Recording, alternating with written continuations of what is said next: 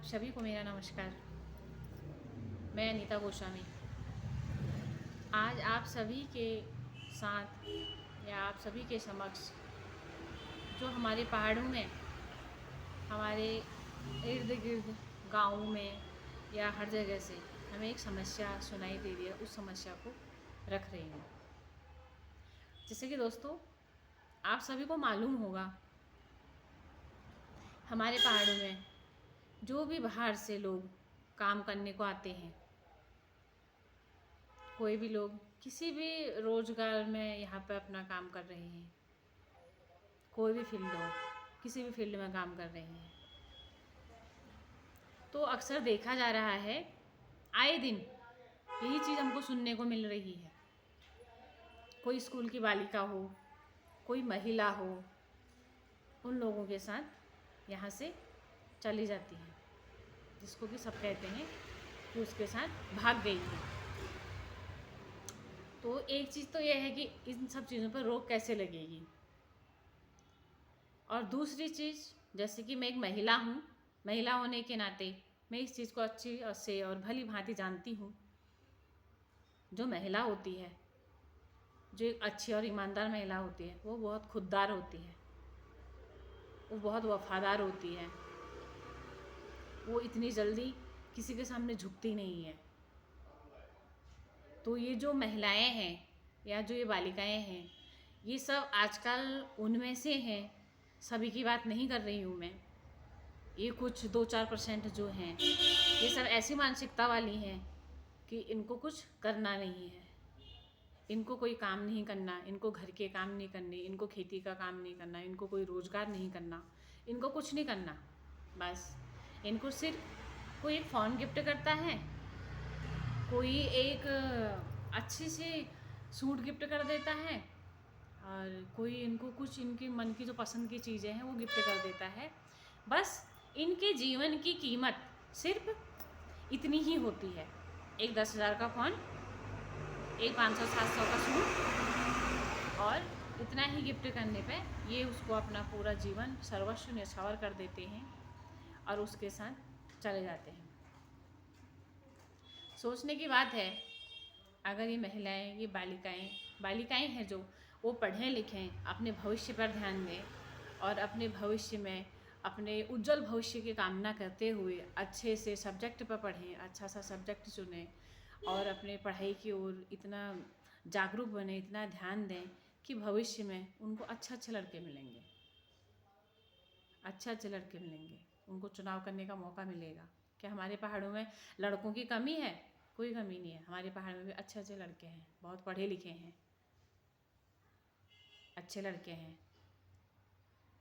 तो ये सब चीज़ें हैं दिमाग की, कि महिलाएं, ये बालिकाएं इन सब चीज़ों पर अपना दिमाग नहीं लगाती हैं। उनको लगता है किसी ने हमको गिफ्ट कर दिया, फ्री में मिल गया, आपको कुछ करना नहीं पड़ा, फ्री फंड में मिल गया, आपको कुछ मेहनत नहीं करनी पड़ी, कुछ नहीं करना पड़ा और आप चले गए।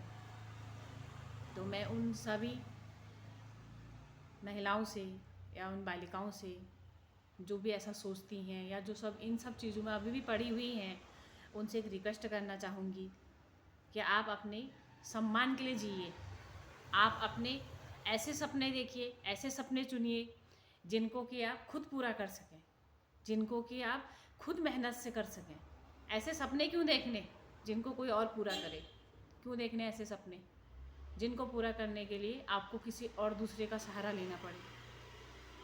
आपको मालूम है, कोई आपका सपना पूरा करेगा कि उसने ठेका ले रखा आपका सपना पूरा करने का? नहीं ले रखा है। सपने आपके हैं। अपने सपनों के लिए संघर्ष करिए, अपने सपनों के लिए मेहनत करिए, अपने सपनों के लिए पसीना बहाइए। वो सपने आपके हैं, किसी और के नहीं हैं। ऐसा नहीं होता है कि सपने आपके हैं और उसके लिए मेहनत कोई दूसरा करेगा। अगर वो मेहनत करेगा तो उसी तरीके से मेहनत निकालना भी जानता है, आपसे उसी तरीके से वसूलेगा भी। जिस तरीके से वो मेहनत करेगा, पसीना बहाएगा, उसी तरीके से वसूलेगा भी।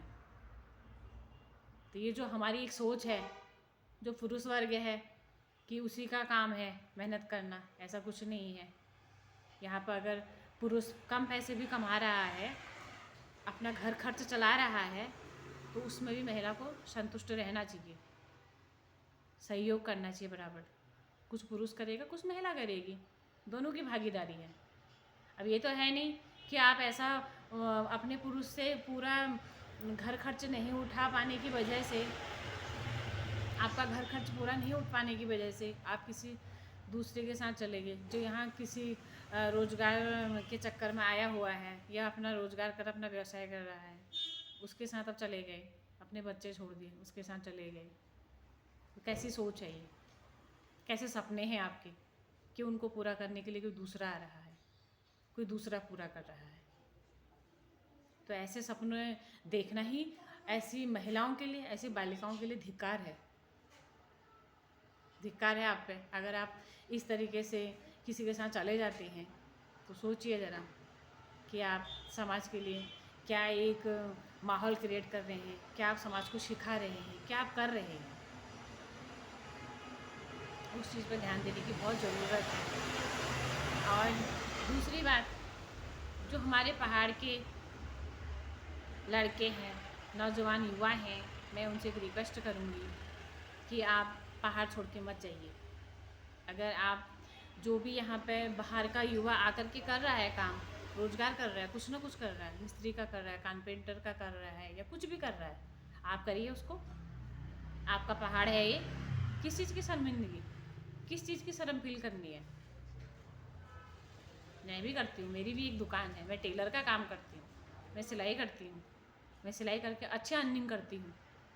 हमारे यहाँ पे नवयुवक जो भी लोग हैं, नौजवान जो भी मेरे भाई हैं, वो सब ऐसा ये भी कर सकते हैं, सिलाई का काम भी कर सकते हैं। सिलाई का काम भी कोई बुरा नहीं है, अच्छा काम है सिलाई का भी, कि पहले से लोग करते नहीं थे। पहाड़ों में पहले से सारे काम लोग खुद करते थे, मिस्त्री का काम हो गया, सिलाई का हो गया, सब चीज़ें खुद करते थे। तो ये चीज़ें नहीं होती थी पहले से। ये सब जो आज केस सुनने में आ रहे हैं, आज यहाँ का, कल वहाँ का, परसों वहाँ का, ये सब केस नहीं होते थे, क्योंकि पहाड़ों में कोई बाहर का लोग आता ही नहीं था, किसी भी व्यवसाय के लिए नहीं आता था, क्योंकि पहाड़ों के लोग अपने व्यवसाय खुद ही करते थे, सब जानते थे, सब करते थे। कारपेंटरी भी करते थे, मिस्त्री का भी करते थे, सिलाई का करते थे, सब कुछ करते थे। आज हमारे पहाड़ में ये बहुत बड़ी समस्या है कि यहाँ पर बाहर के लोग आते हैं, हम पलायन कर रहे हैं, बाहर के लोग आते हैं, वो रोज़गार करते हैं और बस वो प्रतिलोभन देते हैं 10,000 के फ़ोन का, 15,000 के फ़ोन का, एक सूट का, एक साड़ी का, कुछ कुछ छोटा मोटा गिफ्ट कर करके, बस ऐसे प्रतिलोभ दे दे करके पता नहीं कितने घर बर्बाद हो जाते हैं, कितनी ज़िंदगियाँ तबाह हो जाती हैं। तो हमको इस पर सोचने की ज़रूरत है। अभी भी कुछ बिगड़ा नहीं है। अगर हम पढ़ रहे हैं, लिख रहे हैं, तो ज़रूरी नहीं है कि हम बाहरी रोज़गार करें। अभी सरकार भी बहुत अच्छा सपोर्ट कर रही है, बहुत अच्छा सुनहरा मौका है। अपने व्यवसाय करिए, अपना स्वरोजगार करिए, कुछ भी करिए, मगर यहीं रहकर, उत्तराखंड में रहकर करिए, ताकि जो भी यहाँ पे हम काम कर सकें, जो भी यहाँ पे हमें लोकल में उपलब्ध होता है, जिस चीज़ में भी हम काम करना चाहें, हम भी कर रहे हैं। मैं भी बहुतों को सपोर्ट करती हूँ, कौन सा किस फील्ड में काम करता है, मेरे से जो बन पड़ता है मैं उनसे उतनी हेल्प करती हूँ। मुझे सिलाई आती है तो मैं अपनी यहाँ पे महिलाओं को जितना मेरे से हो सकता है, आप आकर के मेरी एरिया में पूछना। मैंने बहुत महिलाओं को फ्री का प्रशिक्षण दिया है, किसी से 1 रुपया नहीं लिया है, फ्री की सिलाई सिखाई है, फ्री का कोर्स दिया है मैंने उनको। अब वो सीखें या ना सीखें, या वो उसको फॉलो ना करें, या वो अपने जीवन में ना उतारें, पर मेरा मकसद ये रहता है कि अगर एक गांव से एक महिला सिलाई करेगी तो उसके गांव का रोज़गार उसके पास रहेगा, उसके गांव का जो व्यक्ति है वो बाज़ार नहीं आएगा, वो रोज़गार कर सकेगी, वो अपने घर आजीविका को अच्छे से चला सकेगी, वो अपनी फैमिली को थोड़ी सपोर्ट कर सकेगी। तो इसलिए मैं आप सभी से एक रिक्वेस्ट करूँगी कि आप जिस भी तरीके से हो, उस तरीके से यहाँ पर छोटा मोटा रोज़गार कीजिए और पहाड़ों में रुकिए, ताकि यहाँ पर किसी को आने की आवश्यकता ना हो, ज़रूरत ना हो, कोई आ ना सके। आप करिए ना उस व्यवसाय को, सीखिए, ट्रेनिंग मिल रही है सरकार की ओर से, ट्रेनिंग डालिए, सीखिए, व्यवसाय करिए और यहीं पर रुकिए। अपने पहाड़ों को आबाद कीजिए, उनको वीरान मत कीजिए। नहीं तो आज कुछ घटनाएं सुनने को मिल रही हैं, धीरे धीरे करके ये चीज़ें बढ़ती रहेंगी। कहीं ना कहीं हम भी इसमें दोषी पाए जाएंगे, क्योंकि हम भी कुछ ना कुछ इसमें भागीदारी अपनी निभा ही रहे हैं। जब हम यहाँ रहेंगे तभी थोड़ी बहुत पलायन पे भी रोक लगेगी, इन सब जो आए दिन हमारे यहाँ ये केस सुनने को मिलते हैं, ये भी घटेंगे।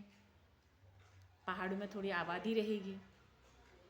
तो मैं आप सभी से एक रिक्वेस्ट और एक विनती करती हूँ कि आप छोटा मोटा रोज़गार कीजिए, जो भी हो सकता है वो करिए, पर पहाड़ों में रहिए। धन्यवाद।